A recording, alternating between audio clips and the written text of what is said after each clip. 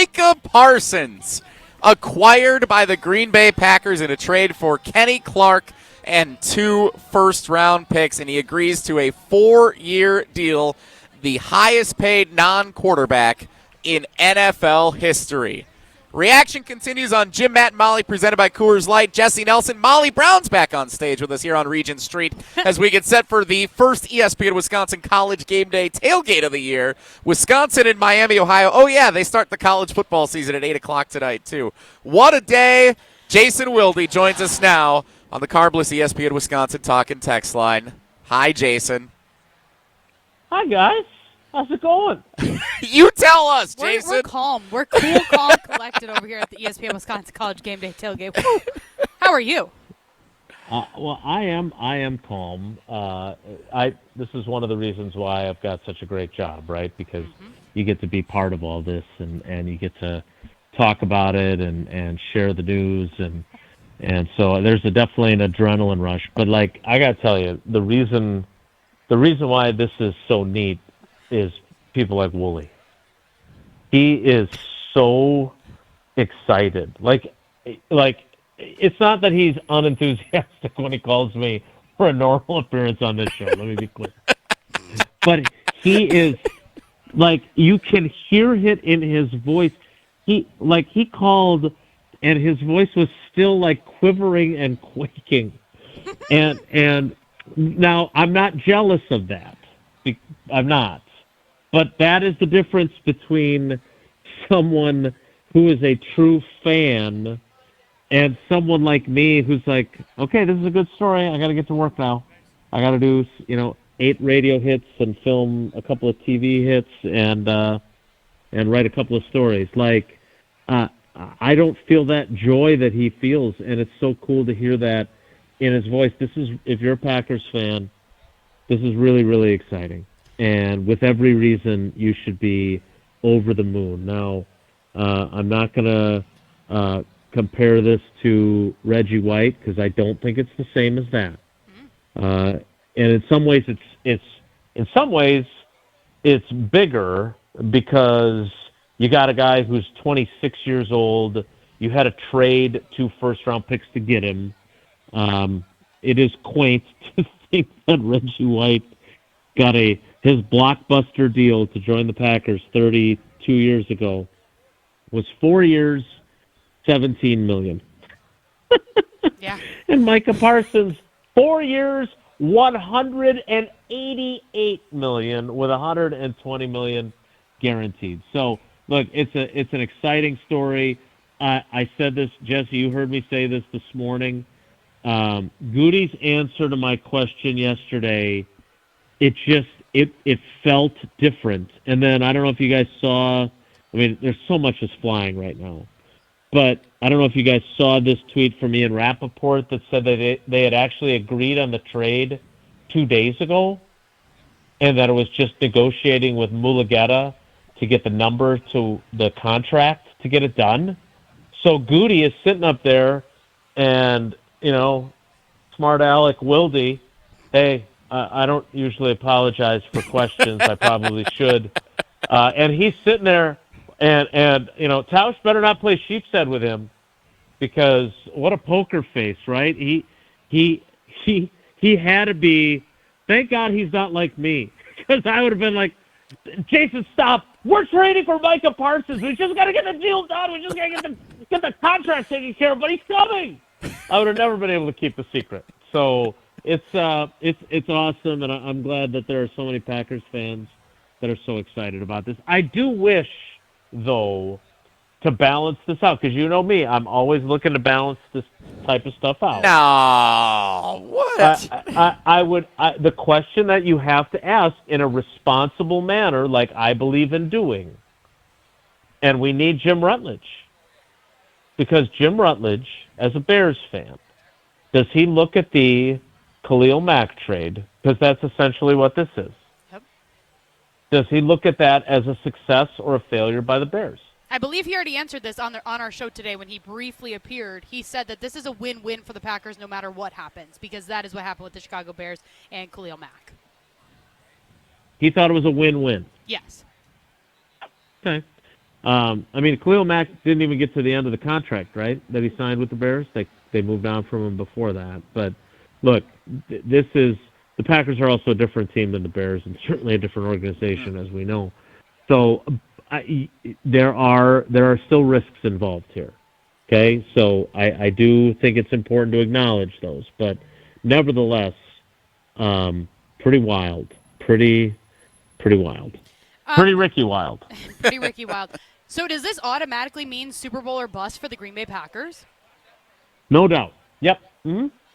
When the general manager says we got to ratchet up our, like Jesse, you've heard us talk about this how many times since January 17th or whenever Goody said that. My criticism, and look, I look like a harsh Goody critic next to my partner, but I think I'm fair. And my point was what? If you're going to tell your players you got to ratchet up your urgency, you got to do that as the GM yourself. And now what has he done? He's drafted a first-round wide receiver, which had never happened in 23 years. Mm-hmm. And now he made a trade that, I mean, there's never been a trade like this. Reggie wasn't a trade. Charles Woodson wasn't a trade. Favre was for a first-round pick, but Favre wasn't a 3-time All-Pro and 4-time Pro Bowler. He was a drunk third-string quarterback who missed the team photo. Like, no one has ever done this before as a Packers general manager. And now we're going to see, but it has to be Super Bowl or bust. Anything short of that will be disappointing. And I do think it's worth exploring, although not right this second, how much of this is Ed policy takes over. That was my question. And it was. See, we would have made a great couple, as it turns out. Anyway, read your mind. It's too bad you don't like Big Macs. That's the deal breaker, okay? Deal breaker. Yes, I have the palate of your toddlers. But like, how much of this is, and again, of all the things that that stick out to me, you know, that I've covered so many things in my 30 years of doing this, but like sitting down with Ed Policy, you know, a month ago and change, and sitting in, I guess it was 2 months ago now, and sitting in the alumni suite talking to him, and when he just matter-of-factly said, no, I'm not going to sign either of them to extensions, talking about Goody and LaFleur, and then saying, I don't want lame ducks. You know, look, this is the big swing you make, and I know, Jesse, I know you'll, when you're not busy, you know, hosting the pregame show and everything else, I know we need to go back and find this, but my point about trading for Micah Parsons was, if you continue to go 9-8, 10-7, and lose the first round of the playoffs, sooner or later that's not going to be good enough. You're going to get fired. Yep. So if you're going to get fired anyway, eventually, you might as well go down swinging big time, and you might as well swing for the fences. And that's exactly what they did here by making this trade. And again, I just want to underscore this. I don't think they gave away the farm to do it. Mm-hmm. Like, where Kenny Clark is at in his career, and we love Kenny. Kenny is a big-time friend of our show. Tausch and I both think the world of him. But to give up 2 first-round picks that, if you're as good as you think you're going to be with this trade, are going to be at the bottom of the first round each of those 2 years, and to give up Kenny Clark and keep Rashawn Gary may become an elite pass rusher now because of the guy he's going to have on the opposite side of him. You know, Lucas Van Ness may become an interior pass rusher next to Devontae Wyatt, who's going to have 10 sacks. Like, you know, it's like Christmas time with the visions of sugar plums dancing in your heads. This is visions of quarterbacks getting sacked 65 times on the season dancing in your heads. Yeah, no, absolutely. I feel like this just takes off so much pressure and so much heat off of Brian Gutekunst. Like, I feel like he's, like you said, like, he did what he had to do to save his job. Now it's up to Matt LaFleur and Jordan Love. Like, he has done what he could do. Do you not feel that way? You're laughing, Jesse, but like... Save his job seems aggressive, but I think keeping the team and improving its contending status, no doubt. So, yeah, Maybe I'm a little excited. I'm bored with you. Yeah, well, I think we all are at this point. Woolie's voice is tingling, apparently, back when he called Jason a few minutes ago. Pogo Cube. That's a good one, too.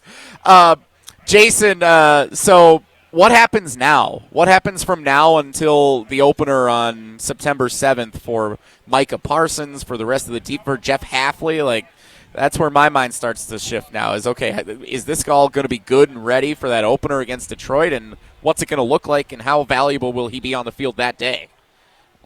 Yeah, I'm going to go out on a limb and say that his back feels a lot better. I think he's probably. I think that back pain has mysteriously disappeared, kind of like Elton Jenkins's did after he realized he wasn't getting a new deal. Yeah, that's funny. Your thought is that. My thought is, come on, man. I'm supposed to have the next 3 days where I can work from home and I don't really have to go to Lambeau. And are there going to be press conferences? Like all that. It's supposed to be Labor Day weekend, bro. But, media starts with me. Look, you don't trade for Micah Parsons for him to sit on the bench on September 7th against the reigning division champs. He may only play as a situational pass rusher, but you want him out there. So I would think that they will start the ramp up immediately. Again, they are cautious by nature, so I don't think that you're going to see him play 65 snaps against the Lions. But this will definitely be something that they will, have to figure out exactly what's realistic in week one. But I'm going to go out on another creaky limb. I'm very bold tonight. I'm going to guess for week 4's game, which if you don't have the schedule in front of you is Packers at Cowboys. Sunday Night Football. I think he's going to be ready to go by now. So much juice. Oh, I'm so excited now. Jason, how do the Badgers get to Daquan Finn in the Miami, Ohio backfield tonight? It's a great question. My favorite text that I've gotten like 75 text messages. But my favorite one was from the Badgers Outsider, which was, our conversation is now the second most significant thing that's happened to you today. So at least he's got that awareness. Lucky by a billion. Jason, thank you so much. I know it's been a crazy afternoon. I know it's going to stay crazy into the late night hours tonight, and we can't wait to share more reactions tomorrow at 9 a.m. Happy to do it, guys. All right, enjoy the game tonight. Take care. Be good.